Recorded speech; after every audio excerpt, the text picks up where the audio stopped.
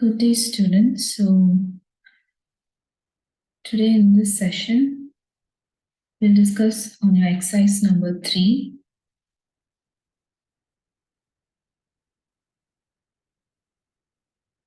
In your system software and compiler lab, today we'll be discussing exercise number 3, that is simulation of macroprocessor. Okay, so here the first thing we'll go through is an overview of what we will be doing in this session. So in this session, we'll look into the objective of what you'll be doing by the end of the session. So, and the description of the macroprocessor, about the macroprocessor, and the basic macroprocessor functions, and later we'll see a sample input and output. So, coming to the objective, so by the end of the session, you'll be able to write a program to simulate the functions of a macroprocessor. So coming to the description of what a macro is. So probably macro, you would have heard about macro or macro instruction. Okay. So this is simply a notational convenience for the programmer. Okay. And it also allows the programmer to write shorthand version of a program. And it represents a commonly used group of statements in the source program. Okay, so you could ask what kind of convenience for the programmer it provides. Okay, so we look into it with an example. Okay, so the example here is, suppose you're asked to write a program.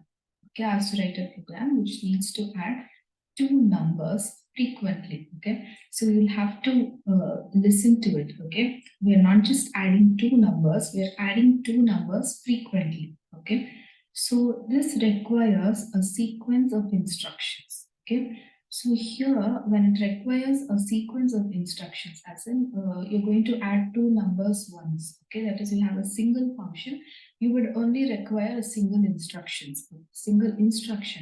But then here, these two numbers are to be added frequently.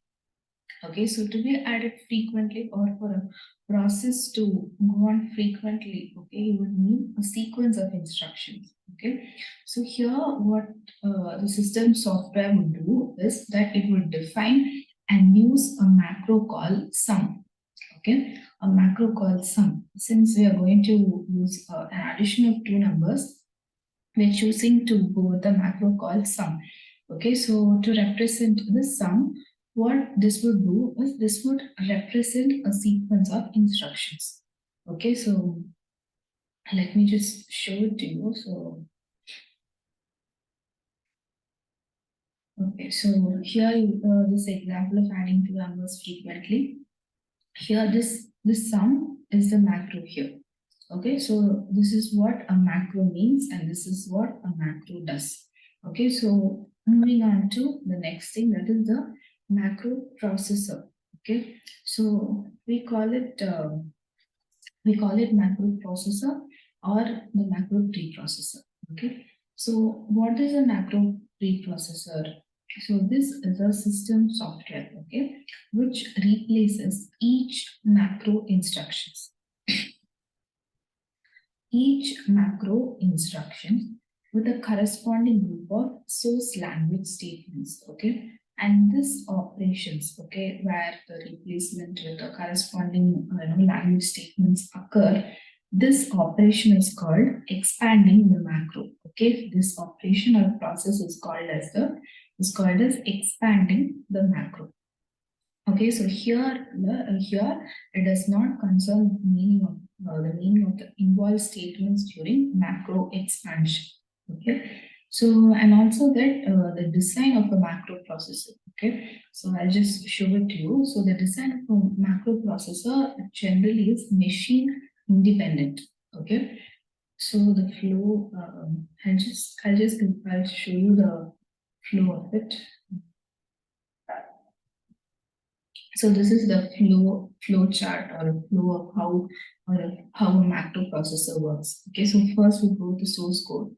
which is with macro, and then move on to the macro processor, and then the code expansion. The operation is done here without the macro, and then we go on to the last one, that is where the compiler or the assembler is involved, and then we reach the object program. Okay, so this is how it works, how the macro processor works.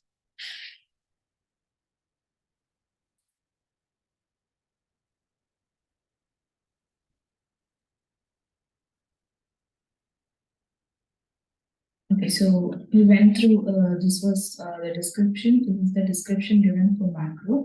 So this is what I went through earlier. So these are some of the functions which a macro processor can do. Okay, that is, it can recognize macro definitions. It can save the macro definition, and it can also recognize macro calls. Okay, and it can also expand macro calls. Okay, so we saw these last 2 points is that recognize macro calls and expand macro calls. So what does a macro call mean? Okay, we'll be seeing it later, probably in the next 2 slides. So this is the process. Okay, as we all saw, this is the flow of the macro processor. Okay, and the example is given. The example, the source with the macro and the expanded source without the macro. Okay, so moving on to the next one. Let's discuss on the basic macro processor functions. Okay, so the basic macro processor functions, as in we have 3 fundamental functions, okay, which are common to all macro processors. Okay, so the first one is macro definition, and the second is macro invocation, and the third is macro expansion. Okay, so let's begin with the first, that is the macro definition. Okay, so coming to macro definition, so macro definitions are typically, like they are located at the start of a program, as in the beginning of a program, okay? And then the macro definition is enclosed between a macro header statement, that is macro, okay? It's called macro, the header statement, and the macro end statement, okay? That is, a definition is enclosed between a macro header statement and a macro end statement. That is, the header statement is the macro and the end statement is the mend. Okay, and I'll show you the format of a macro definition. Okay.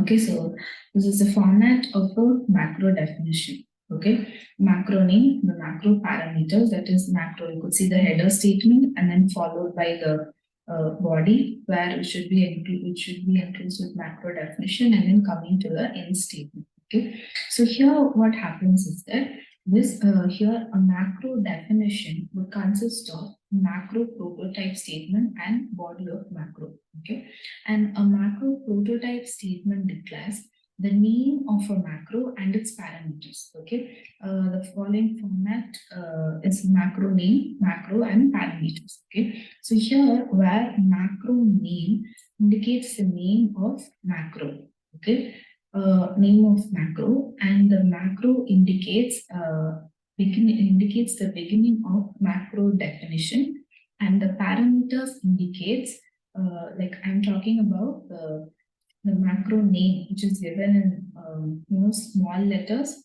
indicate the name of the macro.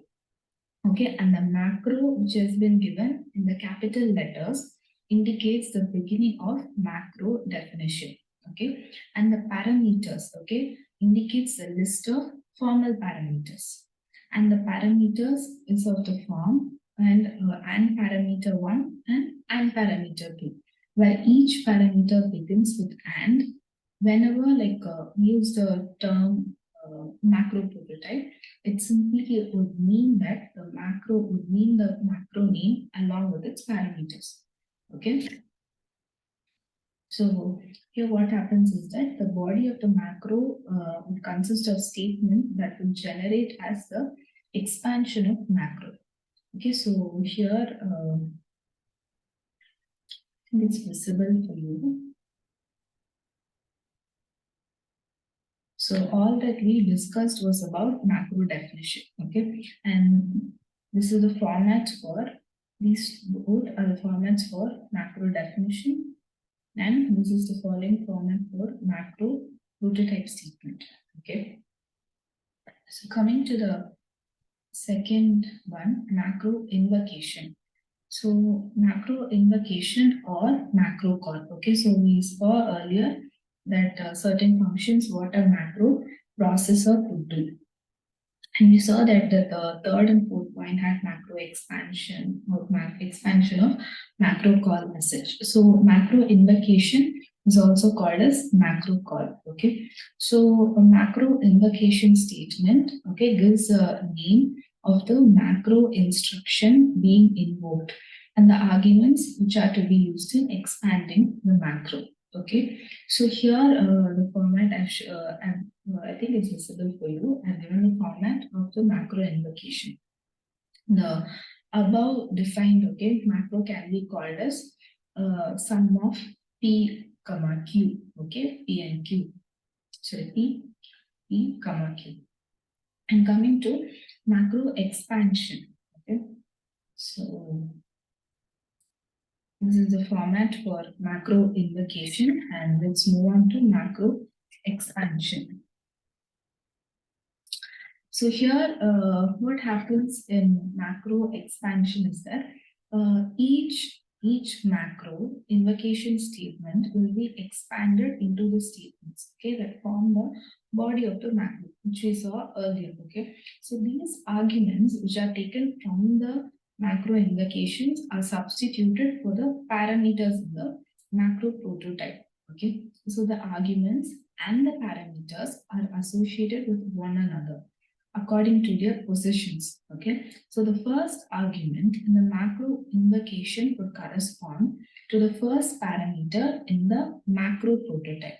Okay, so what happens here in the arguments and parameters? The first argument in the macro invocation, okay, corresponds to the first parameter in the macro prototype. Okay, so the what happens here is the comment lines within the macro body have been deleted, but the comments on individual statements would be retained. Okay, so this macro invocation statement itself has been included as a comment line. Okay, so we'll take an example.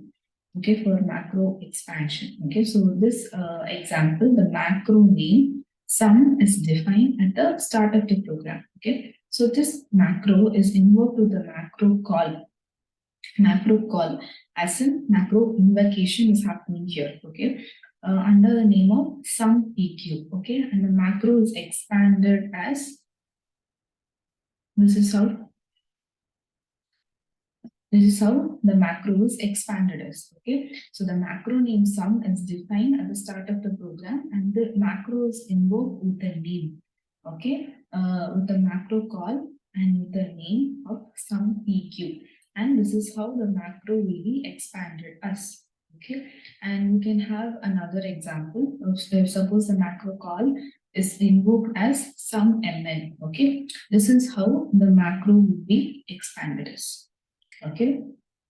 So we've seen what a macro is, what a macro processor does, okay, and all the functions it does, okay, all the three types of common functions for any macro processor, okay, and we've also discussed the formats they follow, and I'll just give probably the difference between a macro and the subroutine of the statements. Okay, so what happens here is that a macro call, okay, what it does is the macro call would lead to its expansion, okay, whereas the subroutine call would lead to its execution.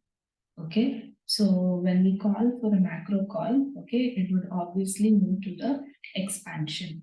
Okay, but when a subroutine call is led, okay, it would go to the execution of the statement. Okay, so here, because of this, there is a difference in size and execution efficiency. Okay, and also that the statements of the macro body are expanded each time the macro is invoked. Okay, every time the macro is invoked, the statement of the macro body will be expanded.